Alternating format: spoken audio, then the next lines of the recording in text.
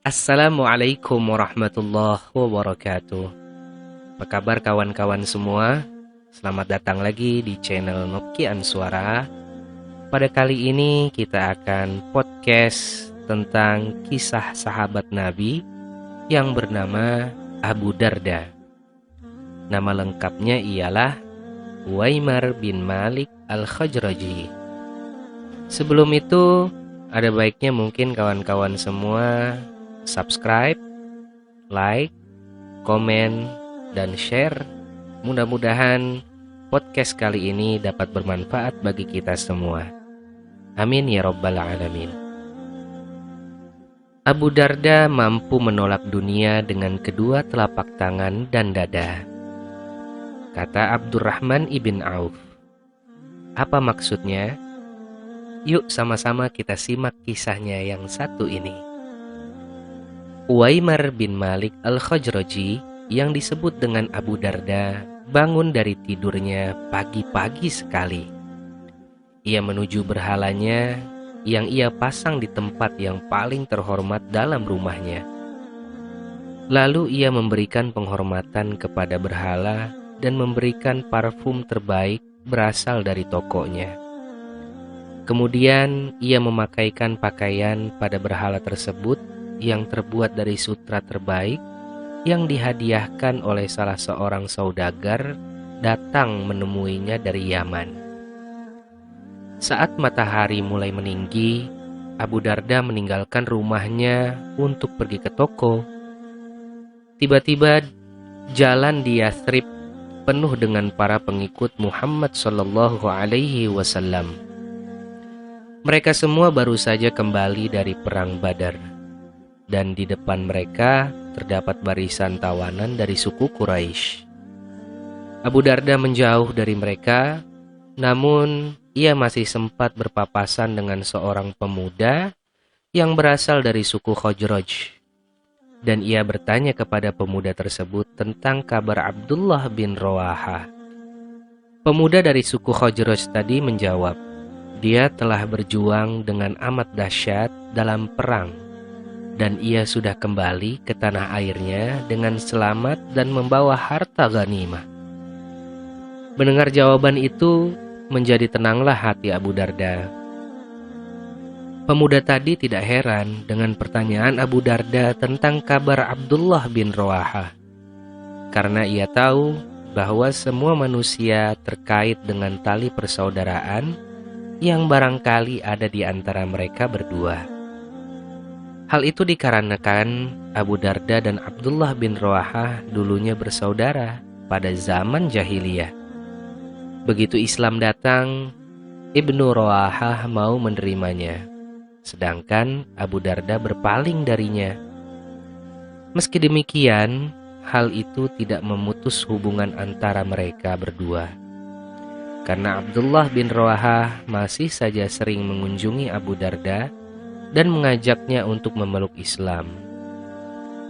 Ia senantiasa memberi semangat kepada Abu Darda untuk masuk Islam, dan ia turut prihatin atas setiap hari dalam umur Abu Darda, sedangkan ia masih menjadi seorang yang musyrik.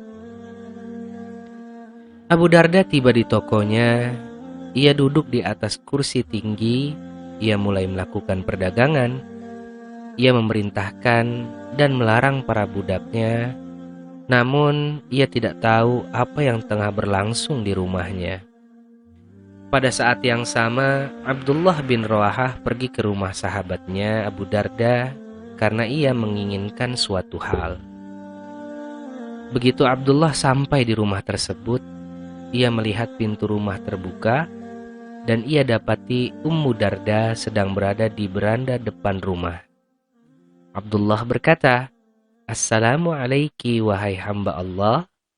Ia menjawab, "Waalaikumsalam wahai saudara Abu Darda." Abdullah bertanya, "Kemana Abu Darda?" Lalu ia menjawab, "Ia pergi ke tokonya." Sebentar lagi ia pulang. Abdullah bertanya, "Apakah engkau mengizinkan aku masuk?" Ia menjawab, "Dengan senang hati." Ummu Darda mempersilahkan Abdullah masuk. dan ia masuk ke dalam kamarnya. Ummu Darda kemudian membiarkan Abdullah sendirian karena ia sibuk dengan pekerjaan rumahnya dan mengurus anak-anak.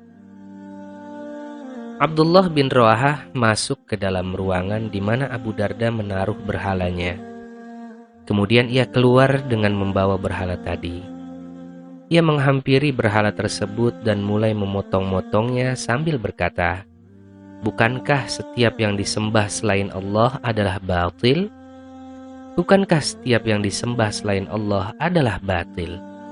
Begitu ia selesai memotong-motong berhala tersebut, ia pun meninggalkan rumah itu. Ummu Darda masuk ke kamar di mana berhala berada. Ia tersentak kaget begitu melihat berhala telah terpotong-potong. Ia dapati bagian tubuh berhala tersebut sudah terburai di tanah. Lalu ia memukul-mukul pipinya sambil berkata, "Engkau telah mencelakaiku, wahai Ibnu Rawahah. Engkau telah mencelakaiku, wahai Ibnu Rawahah." Tidak terlalu lama berselang, Abu Darda pun kembali ke rumah. Ia mendapati istrinya sedang duduk di depan pintu kamar di mana berhala itu berada.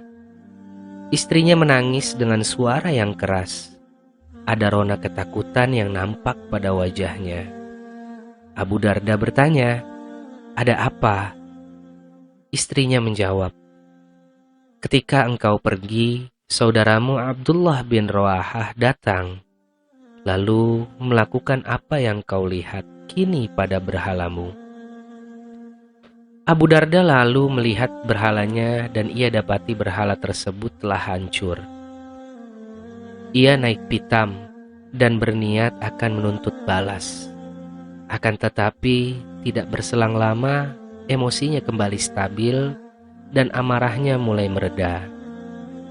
Ia memikirkan apa yang telah terjadi, lalu ia berkata, "Kalau ada kebaikan dalam diri berhala ini, pasti ia dapat menolak keburukan yang terjadi pada dirinya."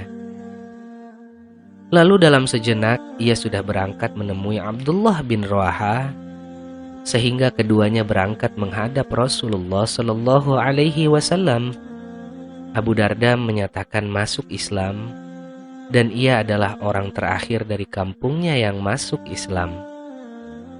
Abu Darda sejak pertama kali beriman kepada Allah dan Rasul-Nya dengan keimanan yang mengisi setiap ruang dalam ruas badannya. Ia amat menyesal karena telah ketinggalan banyak sekali kebaikan.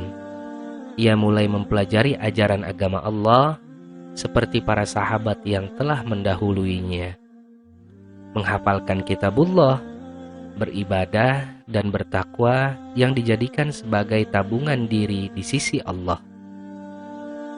Ia bertekad untuk mengejar ketertinggalannya.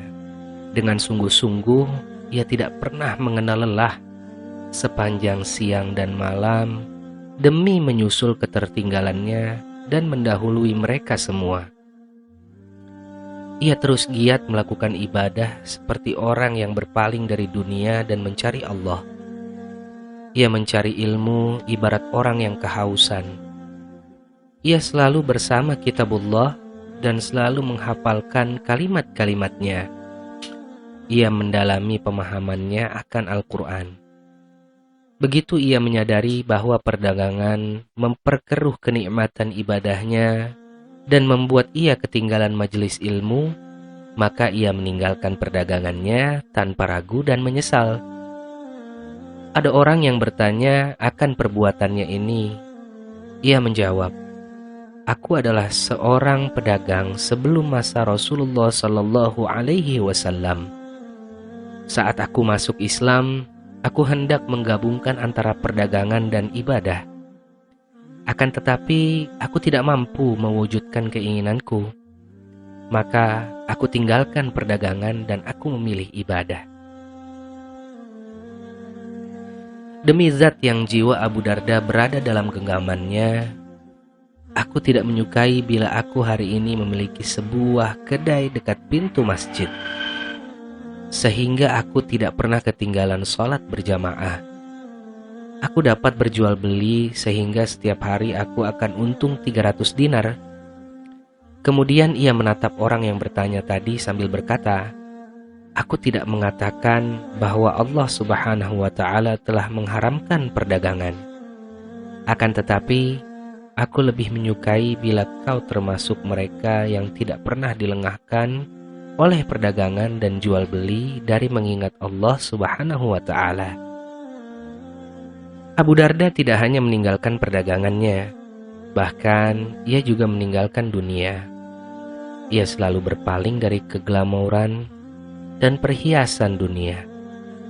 Ia merasa cukup dengan sesuap gandum kasar yang dapat membuat dirinya tegap dan pakaian yang kasar untuk menutup auratnya. Pada suatu malam yang amat dingin, ada segerombolan orang yang mampir di rumah Abu Darda.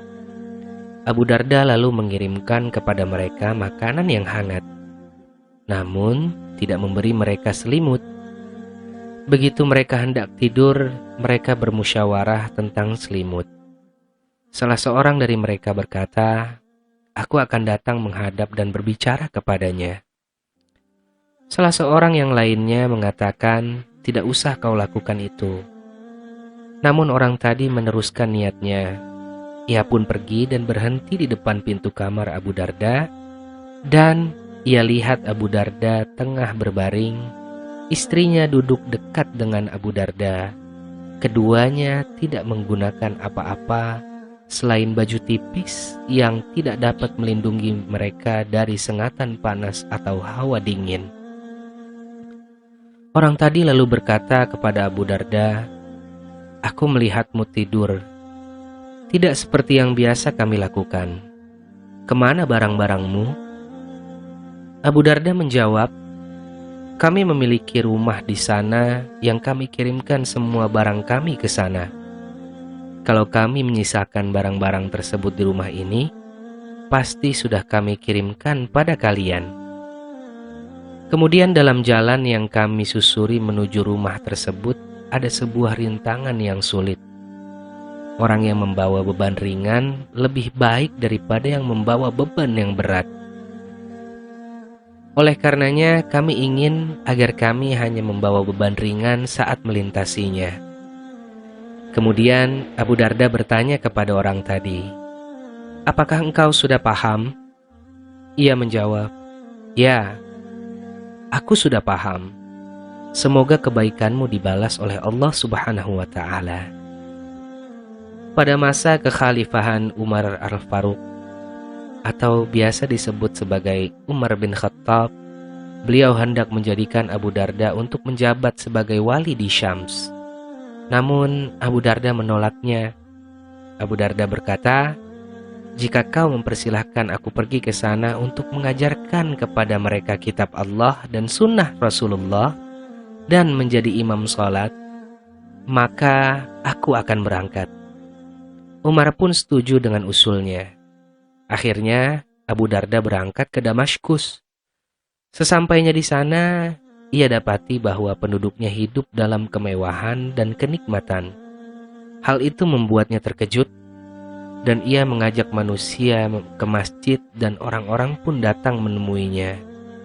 Abdullah berdiri di hadapan mereka dan berkata, "Wahai penduduk Damaskus, kalian adalah saudara seagama, tetangga negeri dan penolong dalam menghadapi musuh. Wahai penduduk Damaskus, apa yang membuat kalian tidak dapat mencintaiku dan menerima nasihatku?" Tidak lama setelah itu penduduk Damaskus sadar akan kenikmatan dan kemewahannya yang melalaikannya dari Allah Subhanahu wa Ta'ala. Baik kawan-kawan semua, dari cerita ini kita dapat mengambil bahwa Abu Darda adalah salah seorang yang bertaubat atau kembali ke jalan Allah untuk meninggalkan kemusyrikannya di masa lalu, bahkan sampai meninggalkan harta bendanya.